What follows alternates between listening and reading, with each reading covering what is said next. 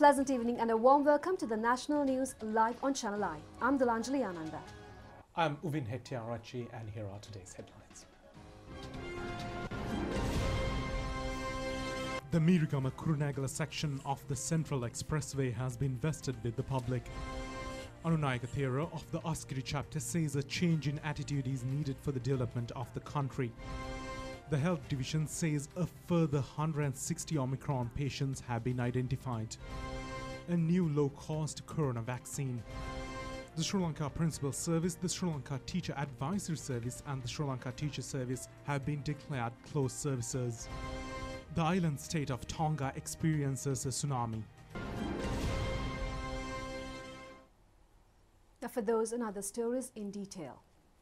The second stage in the Central Expressway from Mirigama to Kurunegala was vested with the general public this afternoon. President Gotabaya Rajapaksa and Prime Minister Mahinda Rajapaksa have presided over the inauguration ceremony. The President, upon arrival at the Mirigama Inter-Exchange with Prime Minister Mahinda Rajapaksa, has declared open the portion of the expressway from Mirigama to Kurunegala by unveiling the plaque. The general public present at the ceremony has accorded a warm welcome to the President. The President has received the first ticket for admission to the expressway. The vehicle in which President has travelled was driven by Minister Nama Rajapaksa. Thereafter, the Prime Minister has received the second ticket. The vehicle in which he travelled was driven by Minister Johnston Fernando. Both the President and the Prime Minister have travelled on the highway to the main ceremony location at the Yagapitiya Inter-Exchange. The distance of the section declared open today is 40.91 kilometres. This part of the expressway is comprised of 5 inter-exchange centres in Mirigama, Nakalagamuwa, Damboka, Kurunegala and Yagapitiya. Pasyala Giriwala Road could be reached through the exit at the Mirigama Exchange. The Nakalagamuwa Inter-Exchange leads to the Alawa Dampalasa Road. The Dambula Inter-Exchange directs to the entry at the Ambepusa Kurunegala section in the Kurunegala-Trincomalee Road. The Kurunegala Inter-Exchange has an exit point to the Kandy Road. The Yagapitiya Inter-Exchange facilities entrance to Kurunegala-Dambula Road. The total expenditure incurred in the construction of the highway and acquisition of properties is 149 billion rupees. A special feature has been the provision of the financial assistance through local banks and the construction by local contractors. Even the advisory company was a local institution. All constructions have come under the supervision of the Road Development Authority. An extraordinary gazette notification has publicized the charging procedures for users of the expressway. Accordingly, the minimum charge for travelling in between interchanges is 100 rupees. A charge of 250 rupees is being levied for 2-axle 4-wheel vehicles entering the highway from Mirigama or Kurunegala and leaving via the Yagapitiya Exchange. A minimum charge of 150 rupees is being levied for 2-axle 6-wheel vehicle travelling in between the exchanges. When these vehicles enter the expressway from Mirigama or Kurunegala and travelled up the Yagapitiya Exchange, there will be a charge of 350 rupees. For vehicles exceeding 2 axles, the charge is 250 rupees. A charge of 550 rupees is being levied if the vehicles enter from Mirigama and Kurunegala and leave via Yagapitiya. It has also been pointed out that vehicles are permitted to travel without paying charges between Kurunegala and Yagapitiya by taking into consideration of the traffic congestion in the Kurunegala town.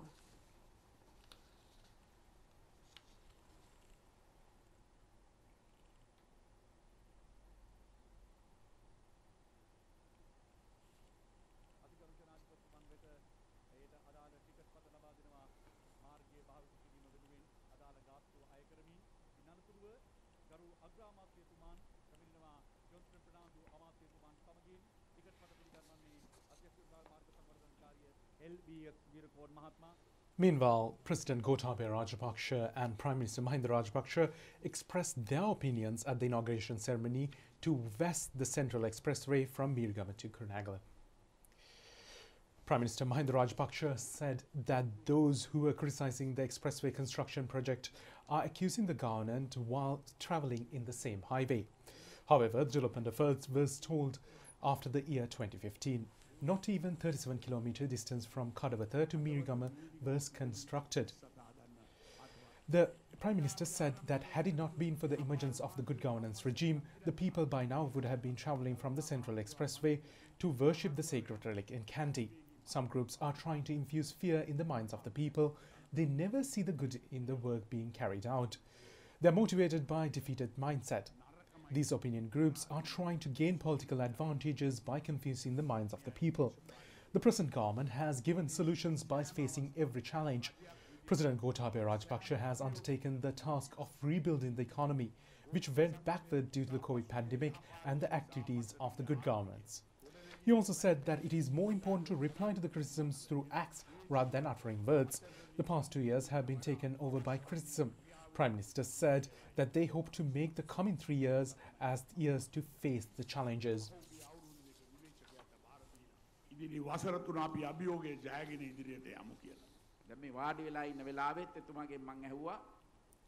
President Gotabaya Rajapaksa said that he has inquired the Highways Minister as to how long it would take to complete the construction of the expressway.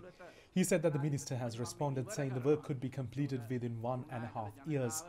Upon the completion of the project, people in Kurunegala will be able to reach not only Katnaika but Mattala as well. The president further said that he has assigned several more duties to the minister, which included the construction of the Ruanpura highway. He added that Minister Pavitra Vanyarachi will always urge him to commence the work of the highway project. The president further said that the highway minister has promised to undertake construction of the project as well. The president added that the minister of caliber of Johnston Fernando is an asset to the country. He added that the minister has assured the completed project he had earlier stated to complete in 5 years within the 3 years' time. The president has called on Prajya Sabha members not to be discouraged by false propaganda being propagated. He has further stated that they will discharge diligently the duties he had promised to people within the next 3 years. He said that they have come to power to serve the people. The president has recalled how they have been accused of false charges at the time they were getting ready to resolve the 30-year war that had tormented the country. Therefore, he has expressed confidence to complete the remaining work in the next 3 years. The president has requested all to unite with him to fulfill the objectives. He also said that they place the same confidence entrusted on the Prime Minister Mahinda Rajapaksa today as during the time he was president. He also said that there is no completion within themselves, that he has come forward to develop the country. Their sole aim is to build the nation. He has called upon all media personnel to extend their assistance in the development effort. Annayaka Thera of the Askiri chapter, Most Venerable Vederuve Upalithera, says that a change in attitude is needed for the development of the country. The Most Venerable Thera has made these remarks when Governor of the Central Province, Lalit U. Gamage, called on him. Delivering a special Anusasana, he further said that if all government employees dutifully discharge their responsibilities, the country would be on a better footing. Annayaka Thera of the Askari chapter, Most Venerable Vederuve Upalithera, said that the government employees are receiving many facilities from the government. The government is engaging in payments not only to the workers but also to the pensioners. The Venerable Thera added, it is not reasonable for the state employees to remain idle. The Venerable Thera further clarified that it is wrong for them to move away from their responsibilities and engage in frauds. The Most Venerable Upalithera also reiterated that the change in attitude of the employees is necessary.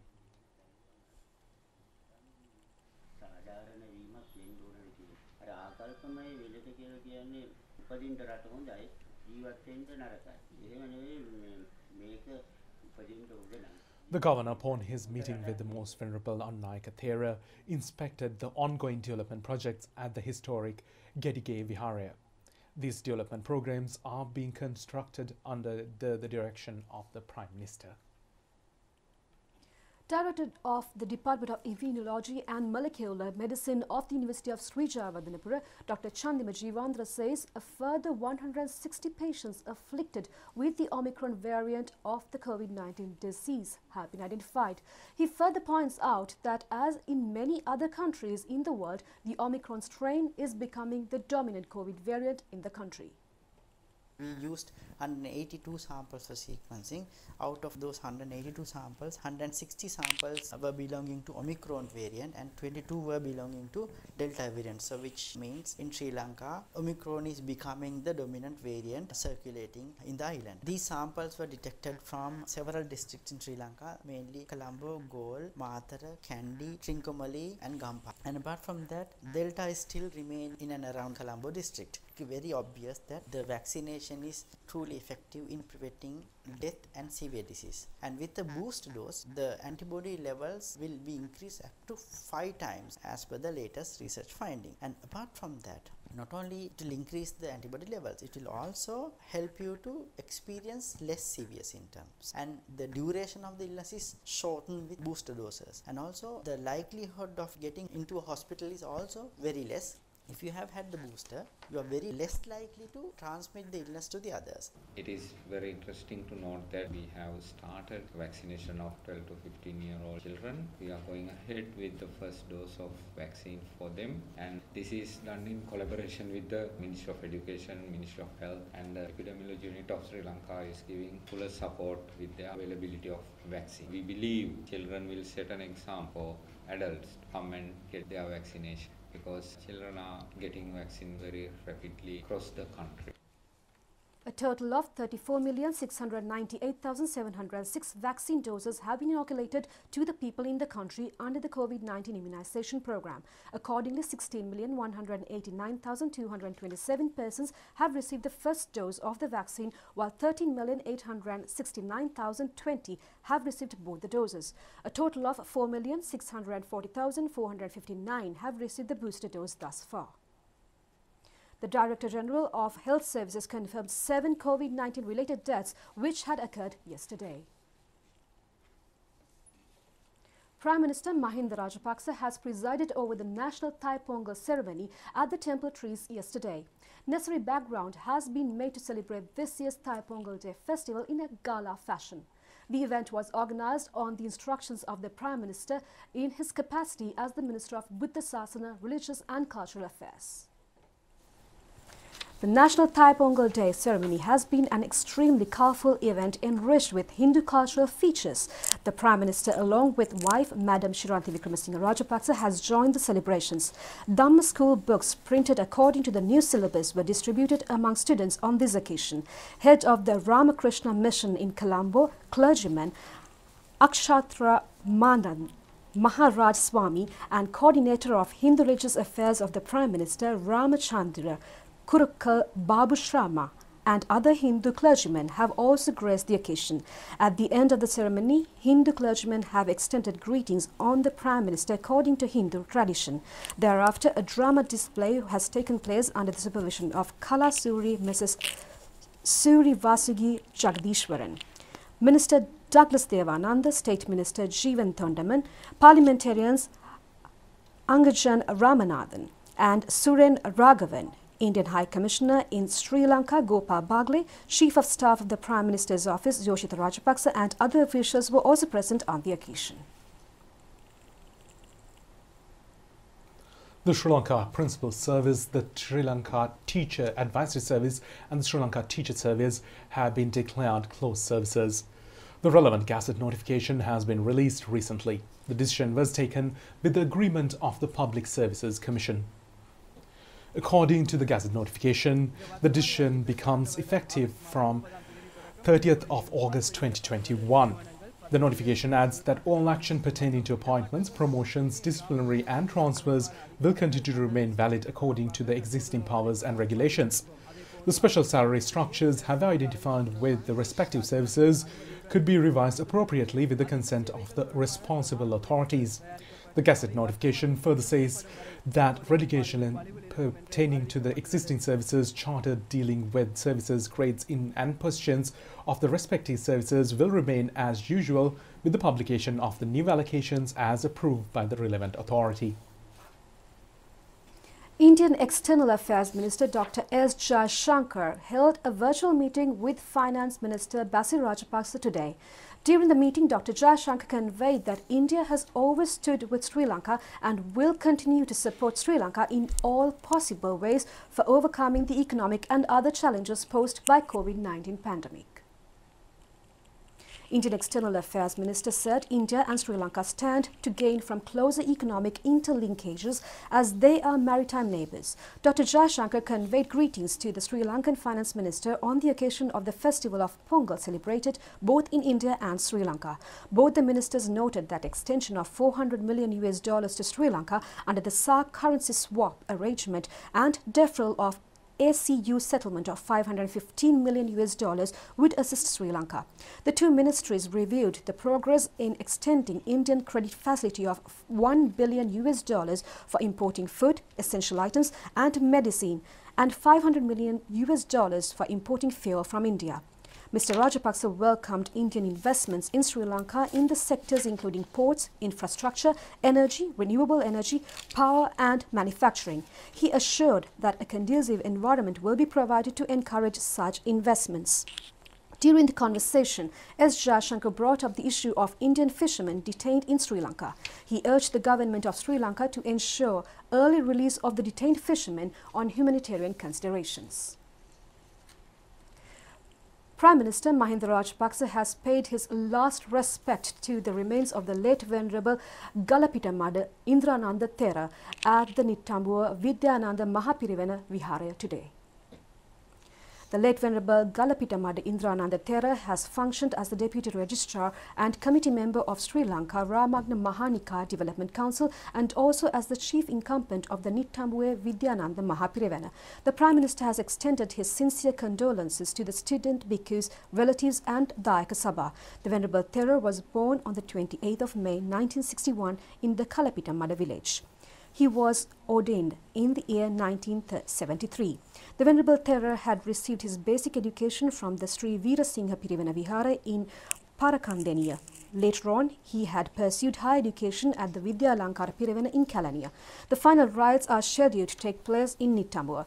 Prime Minister Mahinda Rajapaksa has also paid his last respect to the body of Chairman of the Hikkadu Urban Council, Winnie Karyavasam, today. Mr. Karyavasam was 81 years old at the time of demise. The Prime Minister has also extended his condolences to the committee members at the residence of the late Chairman of the Urban Council in Ambalangoda. State Minister Mohan P. De Silva and Parliamentarian Sampath Altukorala and Risuru Dorangada have also accompanied the Prime Minister on this occasion.